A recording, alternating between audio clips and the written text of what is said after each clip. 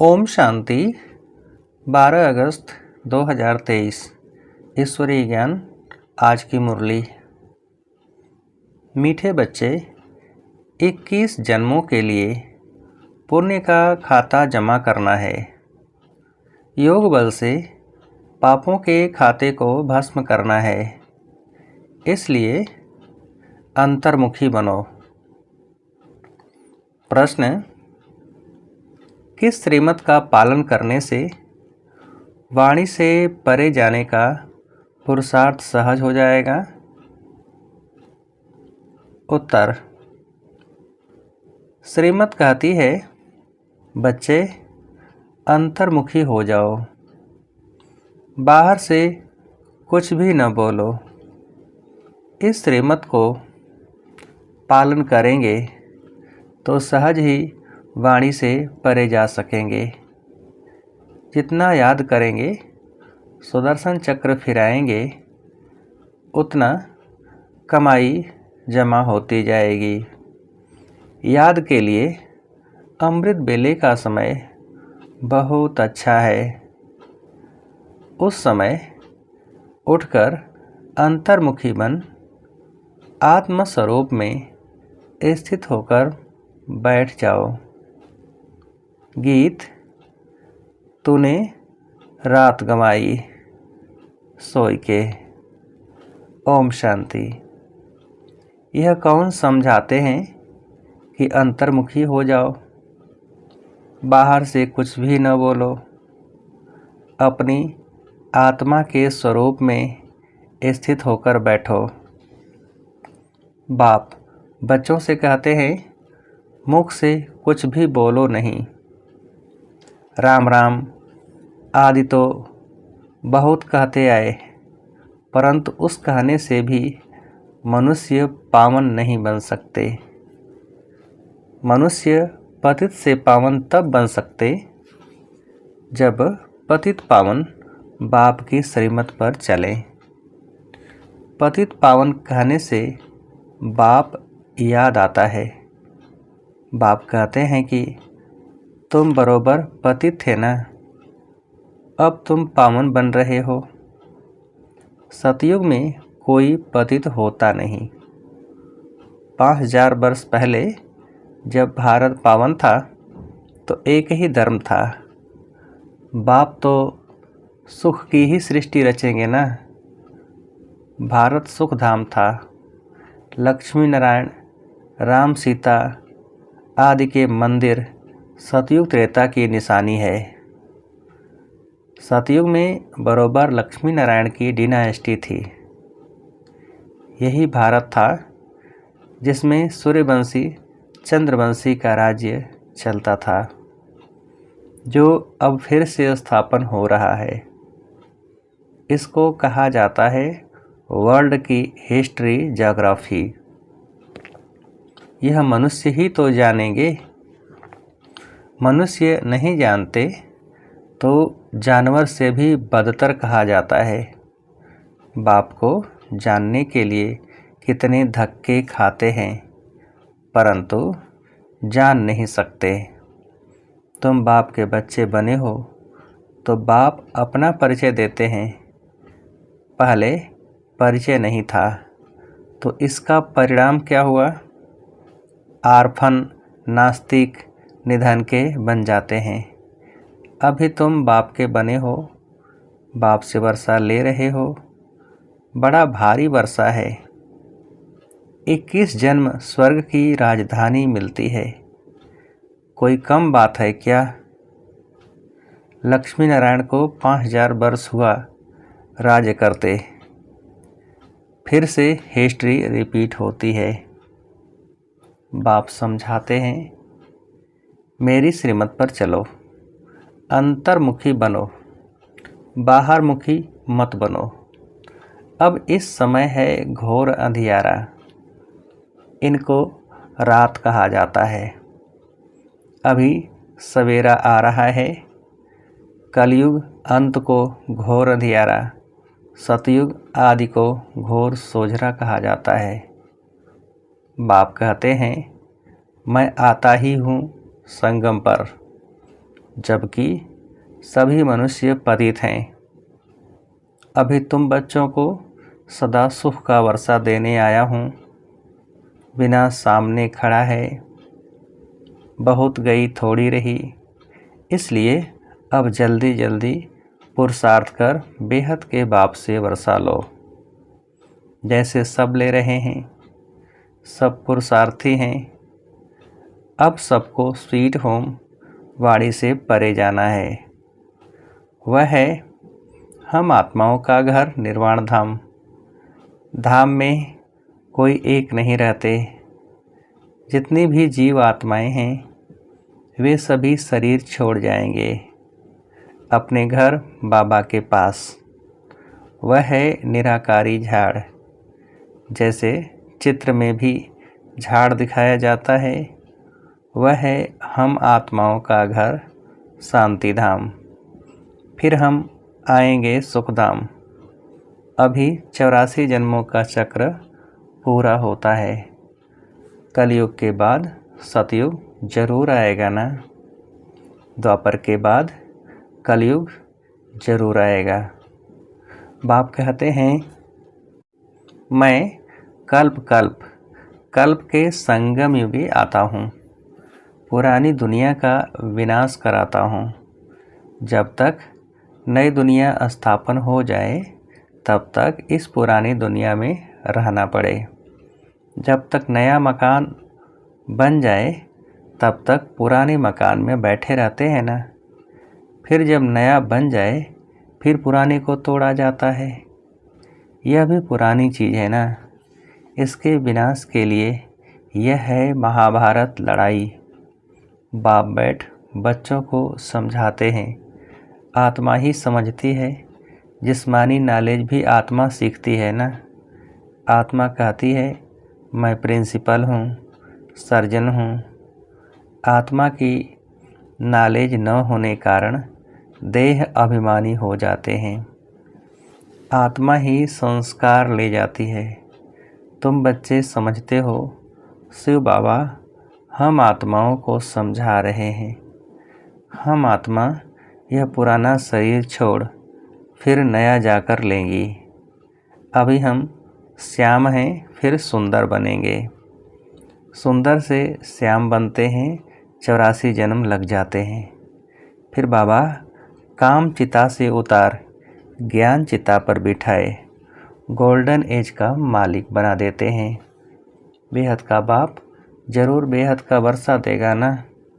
बाप तो ऊंच ते ऊंच है।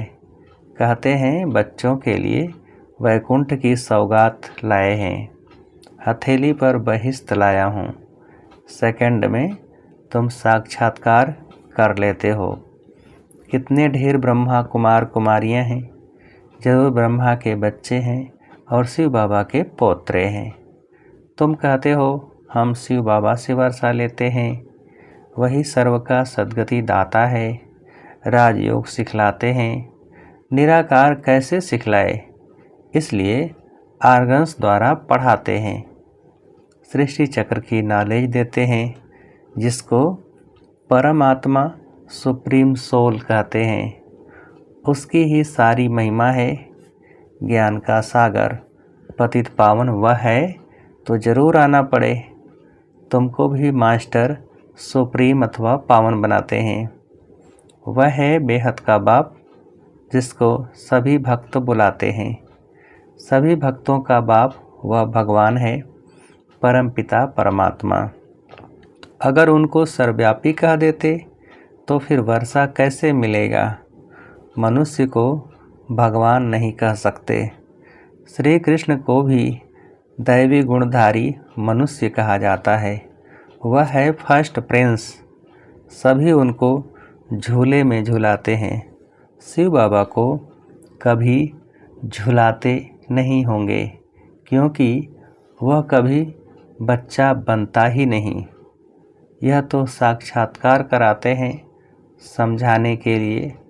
हम तुम्हारा बच्चा हूँ, तुम हमको अपना वारिस बनाएंगे। बलिहार जाएंगे तो मैं भी बलिहार जाऊँगा। बलिहार जाते हो तो जैसे मैं तुम्हारा बालक हो गया। मनुष्यों में कितनी अंधश्रद्धा है, जहाँ तहाँ माथा टेकते रहते हैं। इसको कहा जाता है गुड़ियों की पूजा। नवरात्रि में बहुत गुड़ियाँ बनाएंगे, उनके ऑक्यूपेशन का किसको पता नहीं। 4-6 भुजा वाली देवी थोड़े ही होती है, और फिर तलवार आदि दे देते हैं। देवताएं हिंसक थोड़े ही होते हैं। शास्त्रवादियों ने उन्हें भी हिंसक बना दिया है। नेपाल में भी काली को पूजते हैं, फिर ऐसे है थोड़े ही। मम्मा ऐसी काली जी वाली है थोड़े ही। मनुष्य तो मनुष्य ही होता है। ब्रह्मा विष्णु शंकर हैं सूक्ष्म वतनवासी, बस और कोई चीज़ ही नहीं है। फिर 8-10 भुजा वाले कहाँ से आए? यह सब भक्ति मार्ग के अलंकार बनाते हैं। पैसा कमाने के लिए कुछ तो चाहिए ना। फिर किस्म किस्म के चित्र बैठ बना देते हैं। वहाँ ही देखो सुंदर श्री कृष्ण का मंदिर, वहाँ ही सांवरे श्री कृष्ण का मंदिर। कारण तो चाहिए ना। कितनी अंधश्रद्धा है। अब भक्ति मार्ग खत्म हो, ज्ञान मार्ग जिंदाबाद होता है। बाकी समय तो थोड़ा है, सबको मरना तो ज़रूर है। पुत्र पौत्रे वारिस बनने नहीं हैं।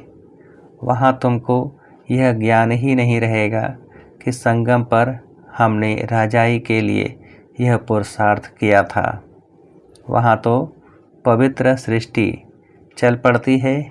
यहाँ तुम जानते हो कि बरोबर हम बाबा की राजधानी के हकदार हैं। वहाँ यह पता नहीं रहेगा कि कौन से कर्म किए थे, कैसे बने, यह सब भूल जाता है। वहाँ पतित होते ही नहीं, जो पावन बनने के लिए गुरु की दरकार पड़े। बाप पैर धोकर बच्चों को तख्त पर बिठाते हैं। गुरु चाहिए सद्गति के लिए। वहाँ तो है ही सद्गति, गुरु की दरकार ही नहीं। बाप कहते हैं अपने को आत्मा समझो, देह अभिमान में न हो रहो। मैं आत्मा अभी डॉक्टर के रूप में हूँ, मैं आत्मा मजिस्ट्रेट हूँ। फिर यह शरीर छोड़ने के बाद पता नहीं क्या बनूँगा। हम इस शरीर द्वारा पढ़ते हैं, आत्मा ही इन आर्गन्स द्वारा पढ़ती है, आत्मा ही सुनती है। यह समझने की बातें हैं, न कि दंत कथाएँ हैं। बाप कहते हैं यह सारी दुनिया कब्रिस्तान होनी है। अब जागो, नहीं तो भंभोर को आग लगने के समय हाय हाय करेंगे, परंतु कुछ भी कर नहीं सकेंगे। काल खा जाएगा, त्राही त्राही करके रह जाएंगे, सजाएं भी बहुत खाएंगे। अभी हमें पापों का खाता खलास कर पुण्य के खाते को जमा करना है। नए सिर 21 जन्मों के लिए जमा करना है। जमा होगा बाप को याद करने से। पुराना खाता चुकतू हो जाना चाहिए। ज्ञान कितना सहज है। तुम्हारी रोज़ कितनी कमाई होती है। जितना जो याद करते हैं, स्वदर्शन चक्र फिराते हैं, तो अथाह कमाई करते हैं अनगिनत। वहाँ कोई गिनती थोड़े ही होती है। अभी झोपड़ियों में बैठे हैं, फिर महलों में बैठेंगे। फर्क तो रहता है ना। झोपड़ी और महल में ब्रह्मा द्वारा नई दुनिया स्थापन हो जाएगी, तो पुरानी दुनिया का विनाश हो जाएगा। अभी की बात है ना। राजधानी की स्थापना हो जाएगी, फिर जिसने जितना पुरुषार्थ किया सो किया, फिर विनाश हो जाएगा। इसलिए अब गफलत नहीं करनी चाहिए। सवेरे उठकर याद में बैठ जाना चाहिए। जितना याद का चार्ट रखो उतना अच्छा है, और फिर उतना ही ऊंच पद पाएंगे। शिव बाबा के गले का हार बनेंगे।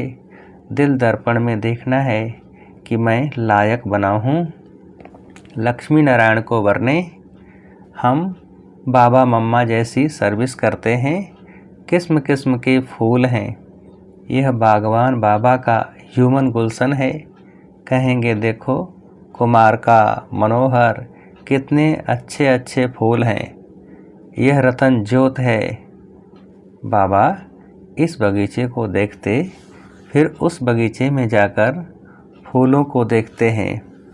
बागवान जांच करते हैं फूलों की, तो बच्चों को फॉलो करना चाहिए। नंबर 1, 2 फूल कौन कौन हैं, ऐसा बनना चाहिए। 21 जन्मों के लिए राजाई पद पाना कोई कम बात थोड़े ही है। अथाह सुख है, विश्व का मालिक बनना है।